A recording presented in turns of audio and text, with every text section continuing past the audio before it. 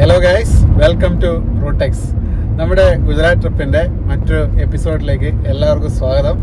ഞാനിപ്പോൾ പൂനെ കഴിഞ്ഞ് നമ്മുടെ മുംബൈ എക്സ്പ്രസ് വേയിൽ കയറിയിട്ടുള്ളത്.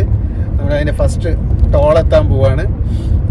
അപ്പോൾ നമ്മൾ CNG കാര്യങ്ങളെല്ലാം ഫില്ല് ചെയ്തു. കാരണം റോഡിൻ്റെ സൈഡിലെല്ലാം എഴുതി വെച്ചിട്ടുണ്ട്. അങ്ങനെ മുമ്പ് യാത്ര ചെയ്ത എക്സ്പീരിയൻസ് ഉണ്ട്. ഒരുപാട് ദൂരം വേറെ എക്സിറ്റോ കാര്യങ്ങളൊന്നും കിട്ടില്ല. അപ്പം നമ്മൾ എണ്ണ കാര്യങ്ങളൊക്കെ ഫ്യൂൽസൊക്കെ ഫില്ല് ചെയ്ത് വെക്കണം. നമ്മുടെ ഈ സെയിം റൂട്ടിലാണ് ലോനാവാല കിട്ടുക. ലോനാവാലയ്ക്ക് എനിക്ക് തോന്നുന്നു ഇവിടുന്ന് ഒരു 30-35 കിലോമീറ്റർ മാത്രമേ ഉള്ളൂ. ഭയങ്കര ബ്യൂട്ടിഫുൾ ആയിട്ടുള്ള സ്ഥലമാണ്. ഇപ്പം ആ എഡ്ജിൽ കാണുന്ന ആ ഒരു ഹിൽ സ്റ്റേഷൻ്റെ ഒരു ഭാഗം ഉണ്ടാവും. ആ ലോനാവാല എന്ന് പറയുന്നത് ഭയങ്കര ഫേമസ് ആയിട്ടുള്ള ഈ മൺസൂൺ സമയത്ത് അതിലെ മസ്റ്റായിട്ട് യാത്ര ചെയ്യേണ്ട ഒരു റോഡ് കൂടിയാണ് സ്ഥലം. അപ്പം നമുക്ക് ആ സ്ഥലമെല്ലാം കണ്ട് വേണം നമുക്ക് പോകാൻ വേണ്ടിയിട്ട്.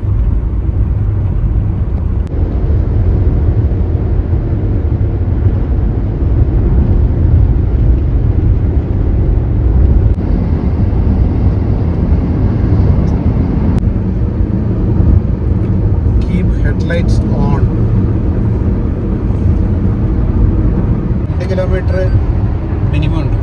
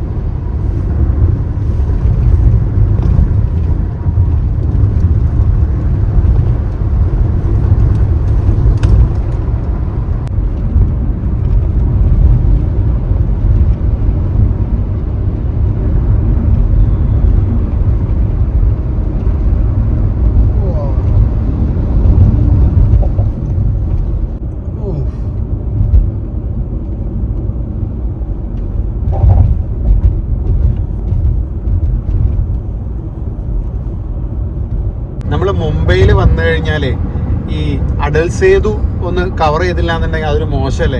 അപ്പോൾ നമുക്ക് എക്സ്പ്രസ് വേയിൽ വന്നിട്ട് ലെഫ്റ്റിലേക്ക് പോയി കഴിഞ്ഞാൽ അടൽ സേതു കിട്ടും. അപ്പോൾ അടൽ സേതു വഴി മുംബൈ കവർ ചെയ്ത് പോകാനാണ് പ്ലാൻ ചെയ്യുന്നത്.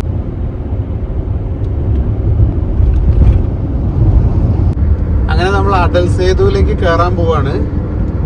ഇവിടുന്ന് പോയി ഒരു ബട്ടർഫ്ലൈ ഫ്ലൈ ഓവർ ഉണ്ട്. ആ ഫ്ലൈ ഓവർ കയറി നമുക്ക് പോകണം മുംബൈ വയ അടൽ സേതു. ഇവിടുന്ന് ഈ ഒരു ബട്ടർഫ്ലൈ ഫ്ലൈ ഓവറാണ്. ഇത് കയറി ഈ ബ്രിഡ്ജിൽ ഇങ്ങനെ പോകണം.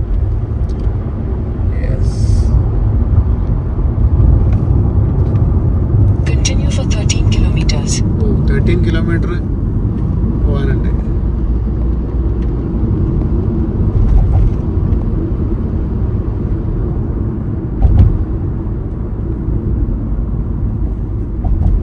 നമ്മളങ്ങനെ അടൽ സേതുവിൽ കയറി ടോള് കഴിഞ്ഞു. 250 രൂപയാണ് കാറിന്. നമുക്കങ്ങനെ ദൂരം ഇപ്പം ഇതിങ്ങനെ ഈ ഒരു ഡിവൈഡർ ഉള്ളതുകൊണ്ട് കാണുന്നത് ആ ദൂരത്ത് കാണുന്ന അതാ അവിടെ മുതൽ ഏകദേശം ഇവിടുന്ന് സ്റ്റാർട്ട് ചെയ്തു ബ്രിഡ്ജ്. അവിടുന്ന് ഇങ്ങനെ അതിങ്ങനെ കടലിന് മുകളിലേക്ക് കൂടാണ്.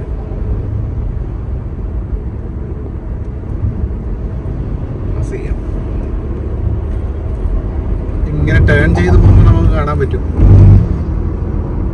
സൂം ചെയ്താൽ കാണാൻ പറ്റും. സൂം ചെയ്ത്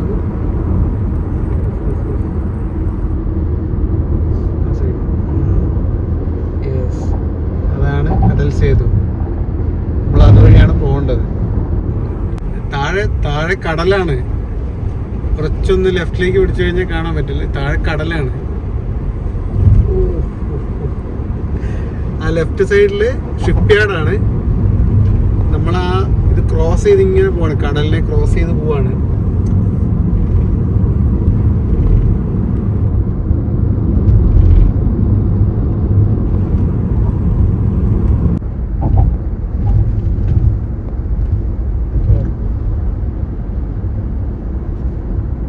ഇനി 15 കിലോമീറ്റർ ഉണ്ട്.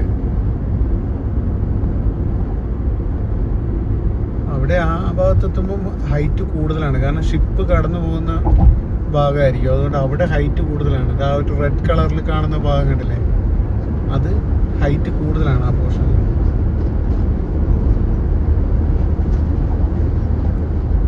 ശരിക്കും കടലിന്റെ നടുക്കത്തെ 2 കളറായിട്ട് കാണുന്നു കടല്, വെള്ളം കണ്ടില്ലേ, കണ്ടത്.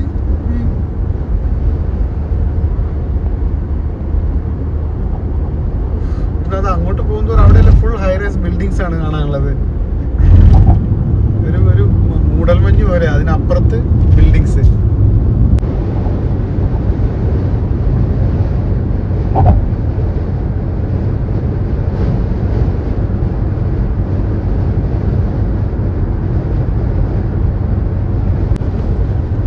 നമ്മളങ്ങനെ ബ്രിഡ്ജ് തീരാനായി. എനിക്ക് തോന്നുന്നു ഏകദേശം ഒരു 20 കിലോമീറ്ററോളം ഉണ്ട്. ഇനി 4.5 കിലോമീറ്ററോളം നമുക്ക് ഇനി കവർ ചെയ്യാനുണ്ട്.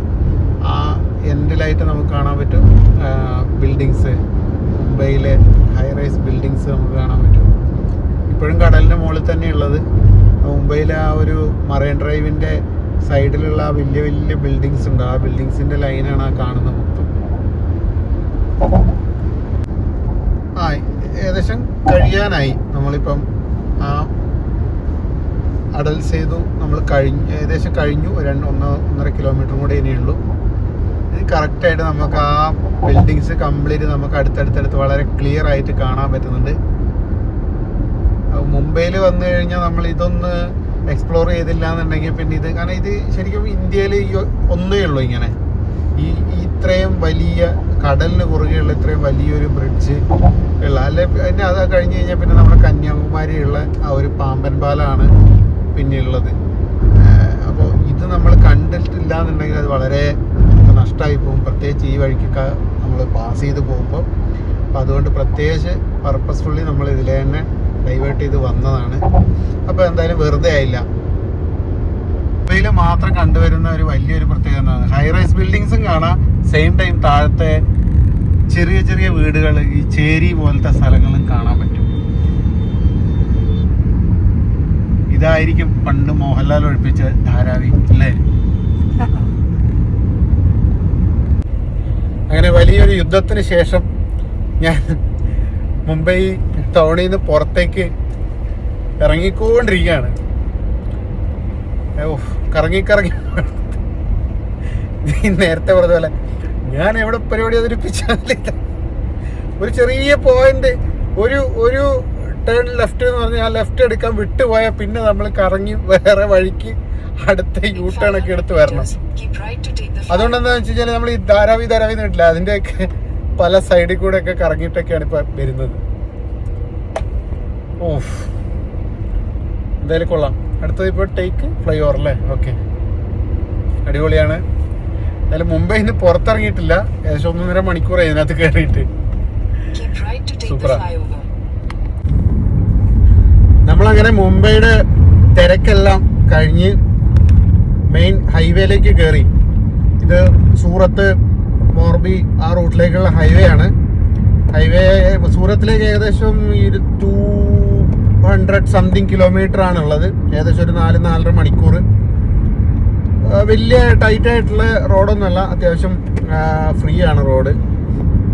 അപ്പം നമ്മൾ CNG അടിക്കാനുള്ള ചില തത്രപ്പാടിലായിരുന്നു. നമുക്ക് CNG കിട്ടാൻ കുറച്ച് ബുദ്ധിമുട്ടുണ്ട്. ഇവിടെ ഈ ടാക്സി വണ്ടികളെല്ലാം CNG ഇതാണ്. പമ്പുകൾ ഇഷ്ടം പോലെ ഉണ്ട്, അത്യാവശ്യം പമ്പുകളുണ്ട്. ഒരു 5 കിലോമീറ്ററിലൊക്കെ പമ്പുണ്ട്. പക്ഷെ നമുക്ക് അവിടെ കിട്ടുമ്പോഴത്തേക്ക് ഭയങ്കര ക്യൂ ആണ്. ഫുൾ ടൈം ഈ ടാക്സി വണ്ടികൾ ഭയങ്കരമായിട്ട് ഉണ്ട്. അപ്പം എനിവേ ഇപ്പം അത്യാവശ്യം ഉണ്ട്, അതുകൊണ്ട് പോവാണ്. ഫുള്ള് ഈ റോഡ് മൊത്തത്തിൽ ഈ കോൺക്രീറ്റ് റോഡുകളാണ്. അതുകൊണ്ട് ഒരു ഭയങ്കര സൗണ്ടും കാര്യങ്ങളൊക്കെയാണ് വണ്ടി ഓടുമ്പം. സാധാരണ നമ്മൾ മെക്കാഡൻ ടാറിങ്ങിൻ്റെ റോഡല്ല.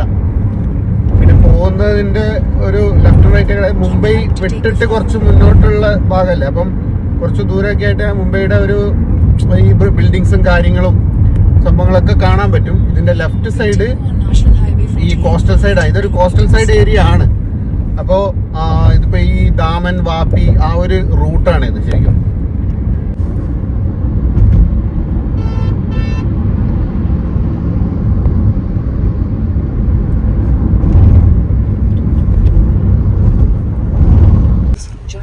അങ്ങനെ ഫൈനലി ഒരു CNG പമ്പ് കിട്ടി. ഇവിടെ ആണെങ്കിൽ ക്യൂവും വളരെ കുറവാണ്. ഒരു 4 വണ്ടി 5 വണ്ടിയേ ഉള്ളൂ. അതിലെല്ലാം ഗുജറാത്ത് വണ്ടികളാണ്. അവിടെ CNG ടാങ്കും കാര്യങ്ങളൊക്കെ ഇരിക്കുന്ന കാണാം. അതാണ് ഹൈവേ. ഇതൊരു പഴയ ടാറ്റ വണ്ടിയാണ്. ടാറ്റ വണ്ടി CNG കൺവേർട്ട് ചെയ്തതായിരിക്കും. Full A1 motors CNG conversion centre ഗുജറാത്തിലോ എവിടെയെങ്കിലും ഉള്ളതായിരിക്കണം. പഴയ വണ്ടി, പഴയ ടാറ്റയുടെ വണ്ടി CNGയിലേക്ക് കൺവേർട്ട് ചെയ്ത് ഒരുപാട് ടാങ്കെല്ലാം കയറ്റിയിട്ടുണ്ടാവും. ശരി, അതുകൊണ്ട് ഒരുപാട് ട്രാൻസ്പോർട്ടേഷൻ കോസ്റ്റും കാര്യങ്ങളൊക്കെ ഒരുപാട്. അപ്പോൾ അതിൻ്റെ അടിയിൽ ആ ടാങ്ക് കാണാൻ പറ്റും.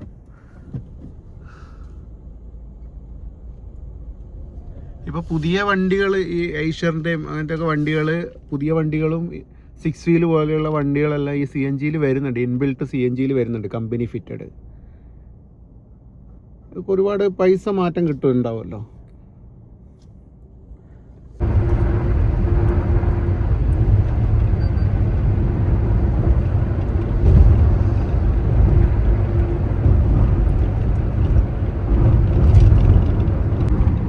നമുക്ക് ഇനി സൂറത്തിലേക്ക് ഏകദേശം 3 മണിക്കൂർ ട്രാവൽ ചെയ്യാണ്ട് 190 കിലോമീറ്റർ. ഹൈവേയിൽ ഒന്ന് വണ്ടി നിർത്തുകയാണ്. നല്ല ഗ്രാമക്കാഴ്ചകൾ കണ്ടപ്പോൾ അങ്ങനെ നിർത്തിയതാണ്. നല്ല പച്ചപ്പും പശുവൊക്കെ മേയുന്നു. പാടമാണ് ഇത്. ഹൈവേ ആണ്, മെയിൻ ഹൈവേ. അവിടെ ചെറിയൊരു വെള്ളത്തിൻ്റെ ഒരു ചെറിയൊരു സ്ട്രീമുണ്ട്.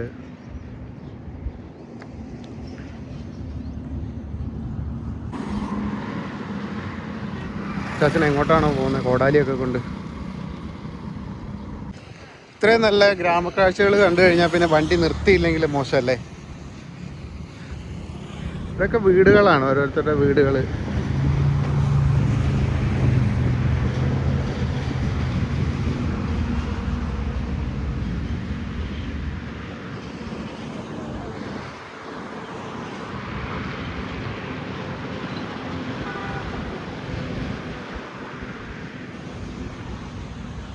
ഇതൊക്കെ അത്യാവശ്യം എനിക്ക് തോന്നുന്നു ഈ നെല്ല് കൃഷി ചെയ്യുന്ന സ്ഥലമാണിത്. ഇവർക്ക് അത്യാവശ്യം വേണ്ട കാര്യങ്ങളൊക്കെ കിട്ടുമല്ലോ.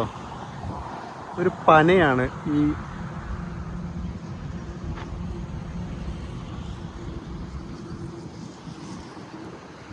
അവിടെ ഒരു വെള്ളത്തിൻ്റെ ഒരു പോണ്ടുണ്ട്.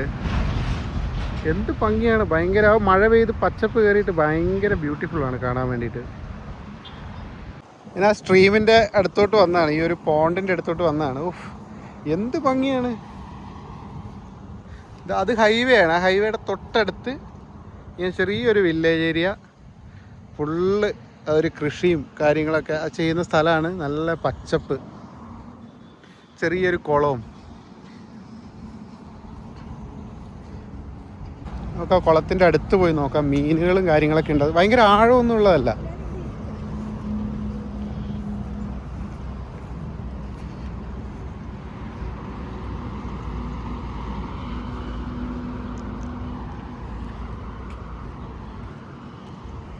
ഉണ്ടോ?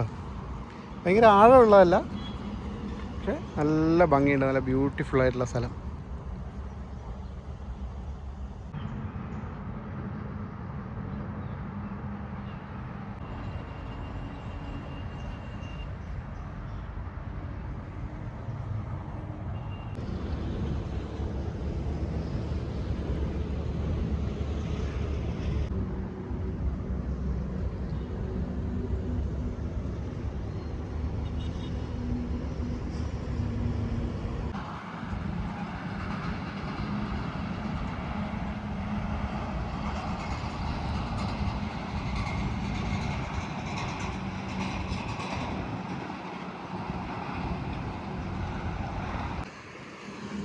നമ്മുടെ കേരളത്തിൽ ആൾക്കാർ, ചേച്ചിമാരും ആൾക്കാരൊക്കെ എങ്ങനെയുണ്ടാവും അതുപോലൊക്കെ തന്നെ ഇവിടെയും.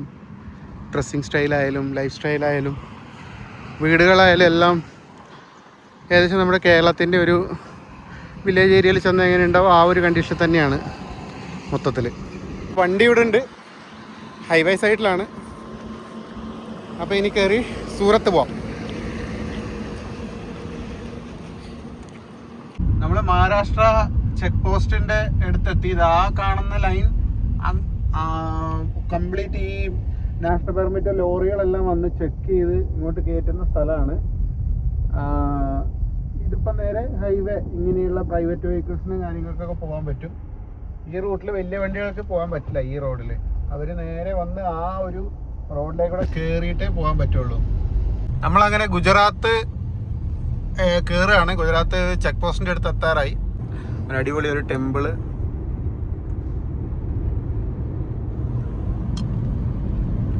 അപ്പം അങ്ങനെ നമ്മൾ ഗുജറാത്തിലേക്ക് എൻ്ററായി.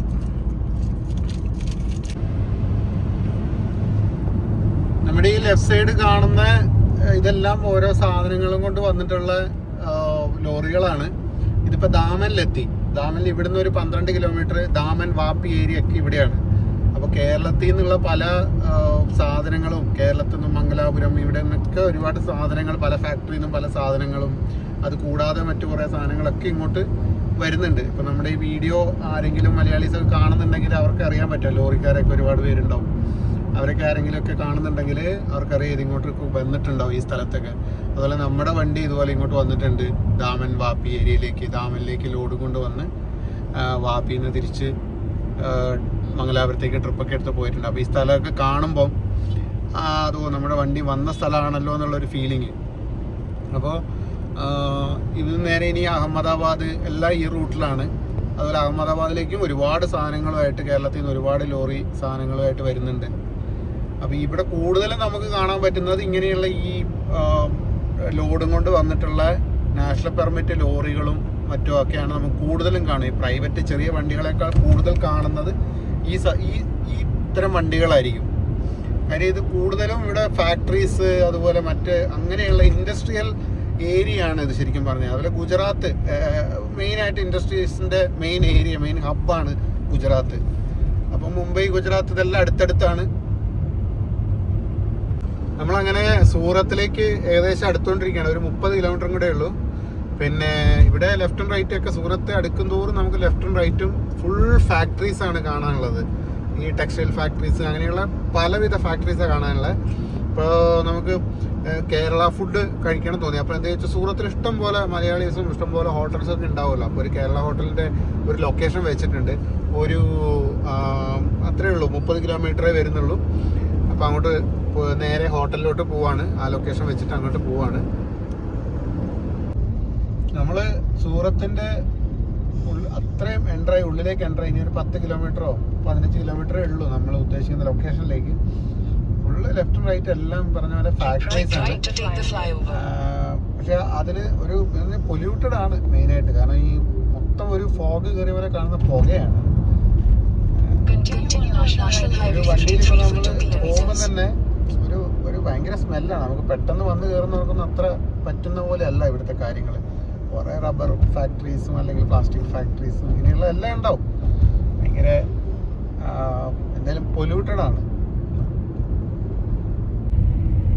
ഹൈവേന്ന് പിന്നെ ഒരു ചെറിയൊരു ഷോർട്ട് കട്ട് എടുത്തിട്ട് പുറത്തേക്ക് ഇറങ്ങി. ആ ടൗണിൽ ഉള്ളിലേക്കൂടെ പോകാന്നുള്ള പ്ലാനിൽ കുറച്ച് സമയലാഭമുണ്ട്. അപ്പോൾ അതുകൊണ്ട് തന്നെ ഇങ്ങനെ ഇറങ്ങിയത് കൊണ്ടൊരു ഗുണമുണ്ടായി. CNGയുടെ ഒരു ഇതുണ്ട്. ഇവിടുത്തെ ഗുജറാത്ത് ഗ്യാസ് എന്നാണ് ഇവിടുത്തെ CNG, അങ്ങനെ ഒരു കമ്പനി ഉണ്ട്. 83 റുപ്പീസേ ഉള്ളൂ 1 kg. ഭയങ്കര പ്രൈസ് കുറവാണ്. ഇപ്പോൾ കേരളത്തിൽ 95, കർണാടക 95, അതിൽ 99 ആണെന്ന് തോന്നുന്നു കേരളത്തിൽ. പിന്നെ കർണാടകയാണ് അങ്ങനെ കമ്പയർ ചെയ്യുമ്പോൾ കുറവ്. ബാക്കി എല്ലായിടത്തും 99, 95 ആ റേഞ്ചിലാണ് ഉള്ളത്. ഇവിടെ 83 റുപ്പീസേ ഉള്ളൂ. ഭയങ്കര ലാഭം. അതുകൊണ്ടാണ് ഇവിടെ മിക്ക വണ്ടികളും CNG അല്ലാത്ത വണ്ടികൾ, പഴയ വണ്ടികളെല്ലാം CNG കിറ്റ് കയറ്റിയിട്ടുണ്ട്. അപ്പം അവർ ഭയങ്കര എക്കണോമിക്കലായിട്ട് അവർ യൂസ് ചെയ്യുന്നുണ്ട്. മൊത്തത്തിൽ ഇപ്പോൾ ഒരു CNG ഉപയോഗിക്കുന്നത് എന്തുകൊണ്ടും നല്ലതായിട്ടാണ് എനിക്ക് തോന്നുന്നത്. നമുക്ക് ഭയങ്കര എക്കണോമിക്കലായിട്ട് കാര്യങ്ങൾ ട്രാവൽ ചെയ്യുന്നവർക്ക് നന്നായിട്ട് നമുക്ക് എക്സ്പെൻസ് കുറച്ച് മാനേജ് ചെയ്യാൻ പറ്റും. CNG അത്യാവശ്യം എല്ലായിടത്തും ഉണ്ട്. ഹൈവേയിലും ആയാലും മറ്റായാലും എല്ലായിടത്തും ഉണ്ട്. പിന്നെ ഇപ്പോൾ ലോങ് ഡ്രൈവിൽ എനിക്ക് തോന്നിയൊരു ഇതെന്ന് വെച്ചാൽ നൈറ്റിൽ കുറച്ച് ബുദ്ധിമുട്ടാണെന്ന് മാത്രമേ ഉള്ളൂ. വേറെ ഒരു പ്രശ്നവുമില്ല. ഡേ ടൈം ആണെങ്കിൽ സൂപ്പറാണ്. അങ്ങനെ കുറേ തപ്പി നടന്നിട്ട് കേരള ഹോട്ടൽ കിട്ടി. എല്ലാം ഉണ്ട്. ചിക്കൻ ചുക്ക, പിന്നെ ഫിഷ് ഇല്ല ഇന്ന്, ഫിഷ് ഫ്രൈ കാര്യങ്ങളൊന്നുമില്ല. വൈറ്റ് റൈസാണ്, കുഴപ്പമില്ല. പപ്പടം, പിന്നൊരു തോരൻ, ഇത് വന്നിട്ട് അവിയൽ, ചെറിയൊരു സാമ്പാറും അതും ഇതായിരിക്കും, മീനിൻ്റെ ആയിരിക്കും. സാമ്പാർ ഒരു മീനായിരിക്കും, മീനിൻ്റെ കറിയായിരിക്കും. അപ്പോൾ കുഴപ്പമില്ല, കഴിച്ചിട്ട് നോക്കാം എങ്ങനെയുണ്ട് എന്നുള്ളത്.